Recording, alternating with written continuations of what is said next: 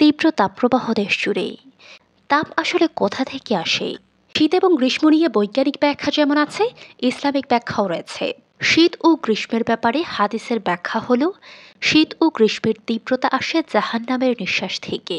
আবু হুরায়রা রাদিয়াল্লাহু থেকে বর্ণিত, রাসূলুল্লাহ সাল্লাল্লাহু আলাইহি ওয়াসাল্লাম বলেন, জাহান্নাম আল্লাহর কাছে অভিযোগ করে বলে, হে আল্লাহ, আমার এক অংশ অন্য অংশকে খেয়ে ফেলেছে। মহান আল্লাহ তখন তাকে দুটি নিঃশ্বাস ফেলার অনুমতি দেন, একটি নিঃশ্বাস শীতকালে, আরেকটি গ্রীষ্মকালে। কাজেই তোমরা গরমের তীব্রতা এবং শীতের তীব্রতা পেতে থাকো। আরবের মরু এলাকায় উত্তপ্ত বালু ও মরুঝড়ের কারণে সেখানে ভীষণ গরম দেখা দিত। তাই রাসূলুল্লাহ সাল্লাল্লাহু আলাইহি ওয়াসাল্লাম জোহরের সালাত কিছুটা বিলম্বে আদায় করতেন। এজন্য গরম বেশি পড়লে জোহরের নামাজ দেরিতে পড়া সুন্নত। আবু জার রাদিয়াল্লাহু বলেন, এক সফরে আমরা আল্লাহর রাসূল সাল্লাল্লাহু আলাইহি ওয়াসাল্লামের সঙ্গে ছিলাম। এ সময় মুয়াজ্জিন জোহরের আজান দিতে চেয়েছিল।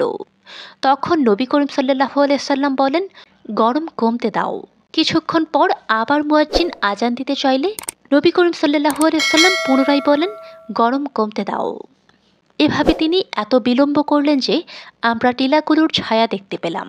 অতঃপর নবী করিম সাল্লাল্লাহু আলাইহি ওয়াসাল্লাম বলেন, গরমের প্রচণ্ডতা জাহান্নামের উত্তাপ হতে।